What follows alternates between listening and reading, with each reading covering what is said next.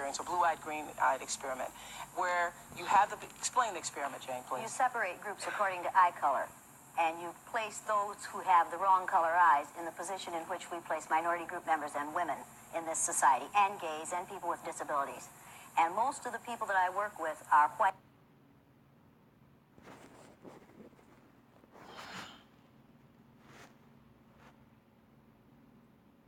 so-called adult males.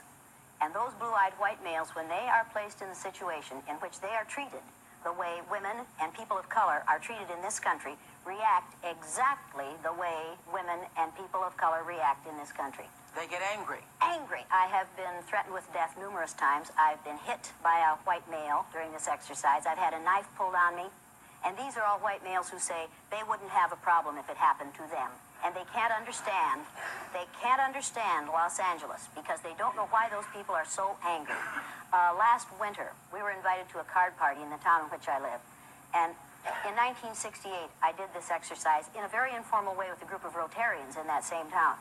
I was sitting at a card table, and an older man came up to me, and they started to introduce him to me. And I said, I've known him for years. And he said, I remember you. I've never forgotten you, and I've never forgiven you either.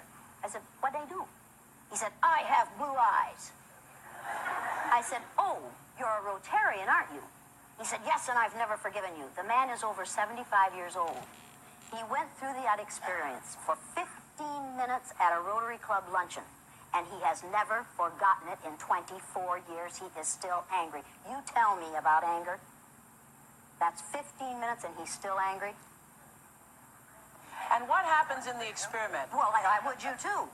That Yeah. You have those green eyes. That's the problem you're having, the trouble you're having with your daughter. Because you have those green eyes and you aren't as smart as brown-eyed people.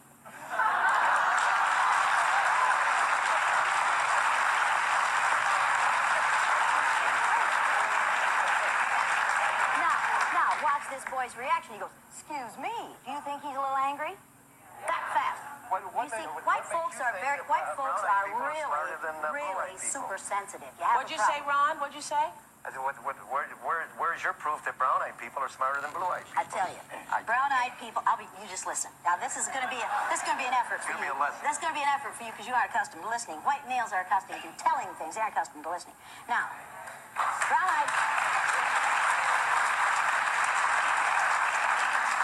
Brown-eyed people are responsible for the fact that you have electricity. Many of the components for generating and transmitting electricity were invented by brown-eyed people. Brown-eyed people gave us our alphabet. Brown-eyed people gave us our numeration system. Brown-eyed people gave us the paper on which we write these anonymous letters to me that tell me that brown-eyed people are inferior. When you go home, you people do not pray for me, particularly you. Don't you pray for me. Because, see, I don't have to worry about that. All of a sudden, you ain't going to pray for me. Now, brown-eyed people are the ones who originated or who founded every major religion on this earth. No white people have ever founded a major religion. Now, you need to realize the contributions that have been made to society, to civilization, by brown-eyed people, by people of color. I'm talking about people of color here, folks. And most of us are not aware of those things because we live in a racist society and because we are educated by a racist school system that only teaches us about white contributions.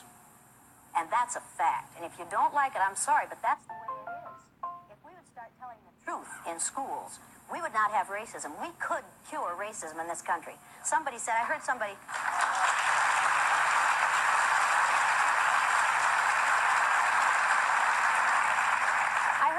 in the green room say that racism is inbred. No, it is not. Racism is not part of the human condition. Racism is a learned response. You have to be taught to be a racist. You are not born racist. You are born into a racist society.